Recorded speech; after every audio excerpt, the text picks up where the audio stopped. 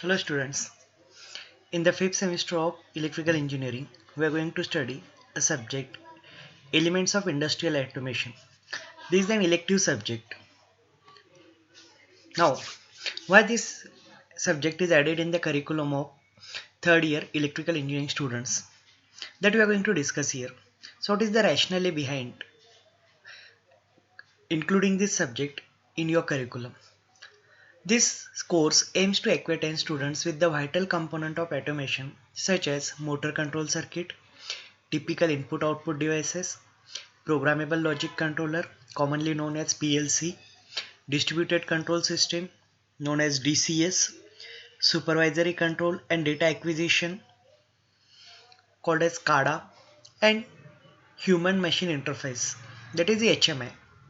This will facilitate students to develop understandings and skills related with operation and maintenance of basic building blocks of industrial automation, which in turn enable them to effectively upkeep the automated system in the industry. So after completion of your diploma, you are going to be work in the organization as a maintenance engineer or as a production engineer. Now when you are going to work in the industry, in most of the industry, there is a automation. Now you need to maintain the working of all the machineries which are used in the industry in the working condition. So for that purpose, what you are going to do, we must have the knowledge of PLC, we must have the knowledge of various types of sensors and all these things. So in this subject, all these things are going to be included. What are the course outcome? One should be able to maintain the relevant input output component in the industrial control circuit. You should be able to wire the PLC for different application, troubleshoot the PLC program for simple application. So there are different types of programming used for PLC. All over the world, the most widely used programming language for PLC is the ladder programming. Then you should be able to test the PLC program in different application. And last, maintain the DCS and SCADA for different application. What is the need of automation? Today, due to increase in the demand of the product, it is difficult for the manufacturing companies to fulfill the demand by adopting the conventional method of production. Say example you are going to discuss in the early days. You can rarely observe the vehicles. Okay, just go 40 years back. In your area, there is at the max one or two televisions. Now, in each and every home, there is a television. So day by day, the demand for the product go on increasing, and to satisfy the customer demand on time, you need to increase your production. But if you are going to use only manual methods, then it is quite difficult for you to cope up with the requirement and maintain the quality. So nowadays, most of the industries are switching for automation. The consumer is now asking for quality product at affordable cost. So it is quite difficult for industries to supply quality product at economical rates. Due to some physical limitation, we cannot expect the same quality of product from the manual labor. Now, in this case, what happened? A person, as a human being, we have certain physical limitation. Say, taking an example, if I want to fill a bottle, a mineral water bottle, how much bottle I can fill? So when I will just go into the organization and start my work, what you are going to do for 1 hours or 2 hours, we are getting the very good output. But over the period of time, when the 4 hours, 5 hours pass, the person is going to be tired. He is not able to lift his hand. And if the person has to continue this task, that open the tap, fill the bottle, put the bottle aside, close the tap, if he has to repeat this thousands of times, so what happened over the period of time, the person is not able to open the cork wall and close the wall with the same accuracy. So it might be possible that some bottle may have 1 liter of water, some bottle may have 900 ml of water, some bottle may get more amount also. So what happened, we are not able to maintain the same quality. Okay, so this is one example. If you are going to just take the case of your filing system, okay, so in which you need to finish certain product, In that case, a person is going to use the file and he is going to just do the filing on that object. Over the period of time, the pressure applied by the person will change and he is not getting the same output. At some point the surface is too smooth, at some point the surface is not that much smooth. So this is because of the physical limitation. But if I am going to use the machine for that, throughout the for the starting point to the end point, I will get the same accuracy. Third one is the lack of skilled manpower is another issue faced by the industries. To overcome this issue, most of the industries are opting for automation. Now, if I want to maintain the product with the same quality, what I have to do? I have to I need a skilled manpower. But today we are going to face a lack of skilled manpower. And because of this, what happened? It is quite difficult for the organization to maintain the same output, same quality. So what they are going to do, they are going to just go for automation. They are going to go for automation for such a things which are repetitive in nature. Because as a human being, if you want to perform the same task again and again and again, after some period of time you are going to be bored. But the machine can perform the same task over the period of time with the same accuracy, with the same skill. Okay, so that is one. Most repetitive nature tasks are automated, thereby reducing the manpower requirement. With automation, the quality of product is same throughout the batch. Also, the rate of production also increases. Now, repetitive nature tasks can be easily automated because it has to do the same thing.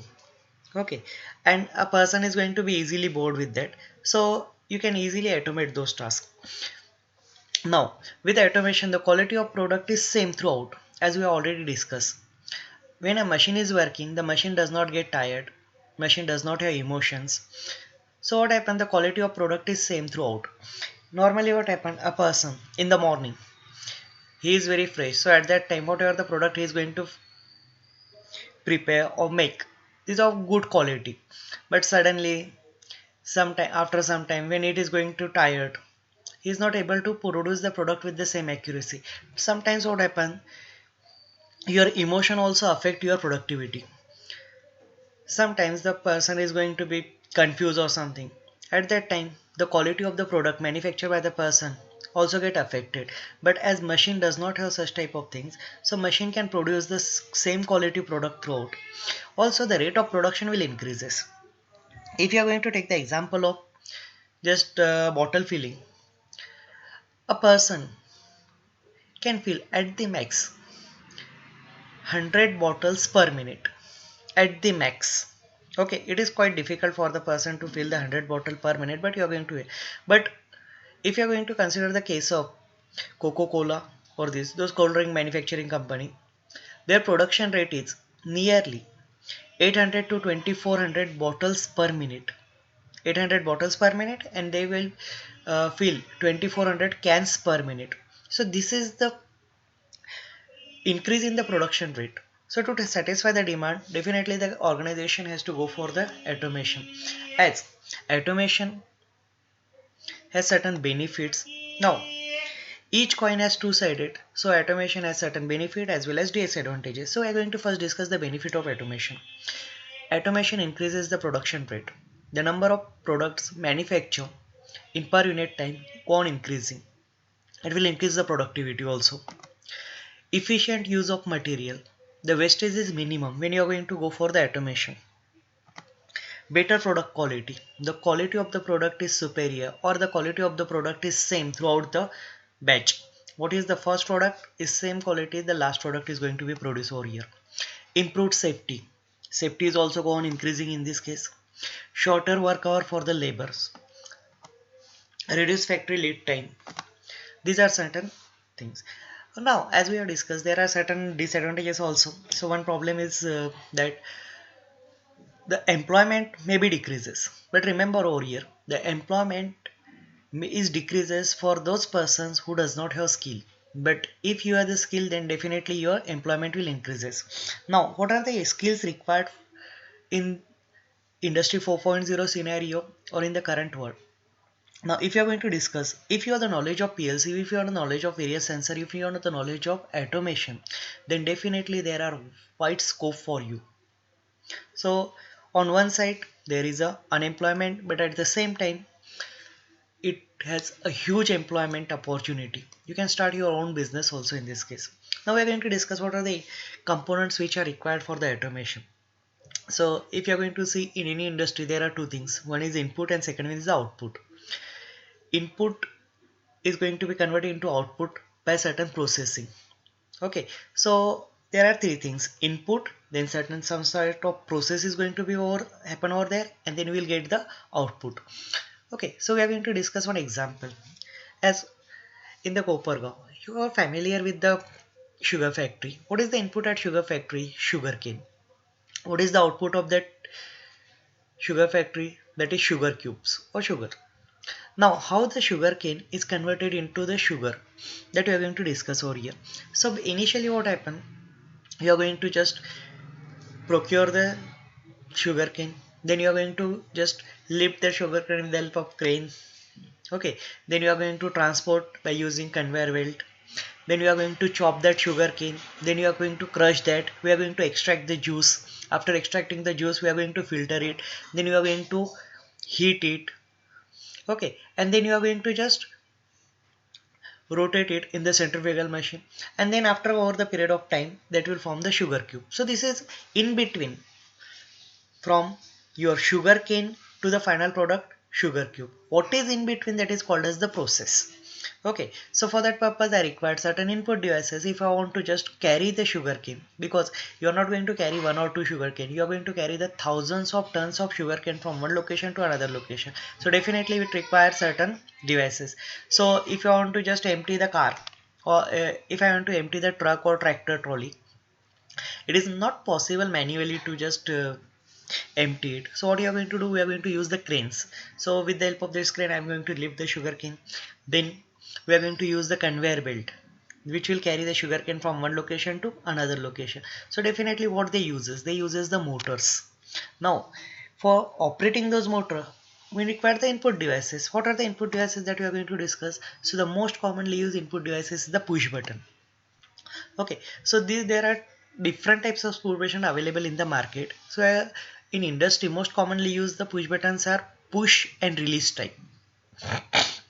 There are two types of push button, basically push and hold type and push and release type. So in your home, whatever the push button you are going to use, that are the push and hold type.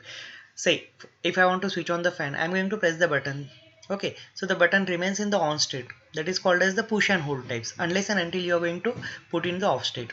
But in case of push and release types, what happen, we are going to just push the button, and once the pressure is released, it will come to the normal position. This is the commonly used push button for the doorbell. So in industry also, we are going to use the push and release type buttons for safety purpose, that we are going to discuss later on in the chapter. Then second commonly used type push buttons are limit switches. So these switches does not require the human interference or physical contact.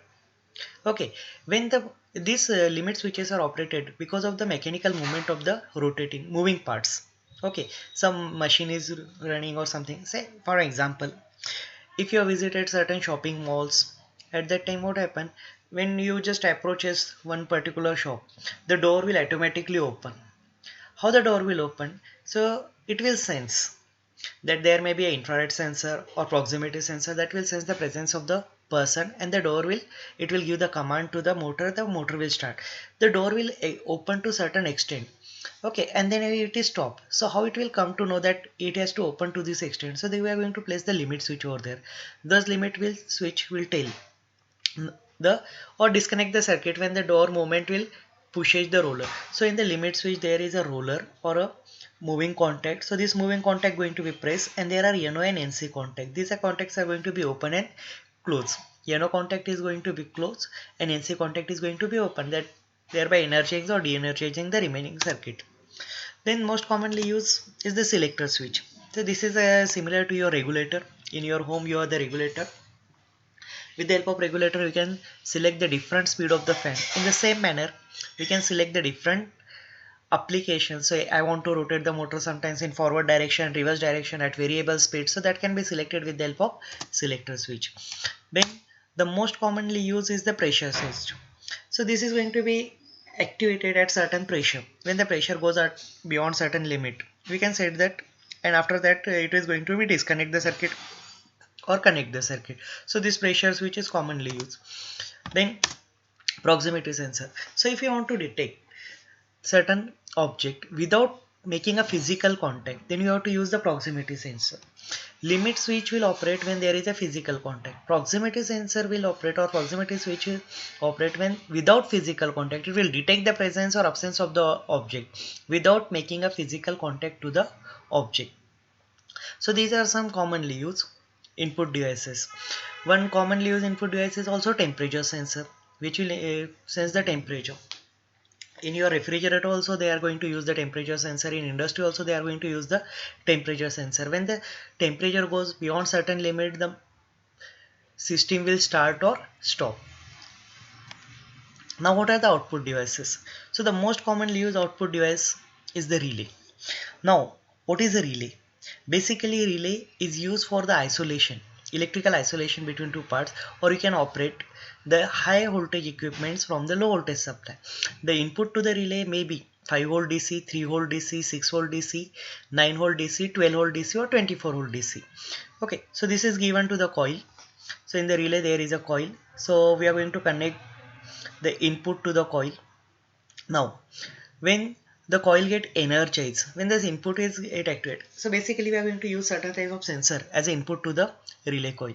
So when that sensor will give you the output, at that time the relay coil get energized, and when the relay coil get energized, its NO contact become closed and NC contact will open. NO is called as normally open contact and NC is called as normally closed contact. So you can operate the device as per your requirement by using the relay. Now this relay can be used only for single phase supply. So I can operate the 230 volt or 110 volt devices with the help of this relay. But if I want to operate the motors, three phase induction motors, which are commonly used in the industry, what I have to do? I have to use a contactor. So contactor will use for operating the three phase or heavy loads. Okay, in next slide or next chapter we are going to discuss our details about the contactor. Then one commonly used device is called as the solenoid valve. This solenoid valve will control the flow of liquid, water or something, liquid or gaseous. So this solenoid valve is also going to be operated. Say, normally you are going to observe it in your petrol pump. So when you are going to just go to the petrol pump, you are asking them that I want to fill 1 liter or 100 rupees petrol. He is going to set that value and he is going to just put. After particular time or 1 liter, the system is automatically off. So that can be a solenoid valve, or you can use in your RO water system also. So in RO water system also there are solenoid valve. When the tank level or the water level goes below certain value, the solenoid valve will operate and it will just uh, carry the water to the RO system. And when the water reaches to the final value, it will stop it. So this is also. Then indicator lamps, these are used for giving the various indication whether the working system is working in working condition, or it is there is any fault or this. So normally red color indication is used for fault system, green color for healthy system, blue, and these are also used for indicating the phases, whether RYB phases. For that purpose also you are going to use. Then siren or hooter, these are also an important things in industry in case of emergency or that thing, for giving the alarm to the uh, laborers or the persons or the operators. We are going to use visual as well as audio indication. So for that purpose you are going to use the indicator lamp as well as the siren. And then solid state relays, its function is similar to that of relay, only that it does not have any moving part. Instead of moving part, it has the power electronics components, and that could just make and break the circuit. So it is a solid state, it does not have moving part. So in the next lecture we are going to discuss about the symbols used in industrial control circuit. Okay boys.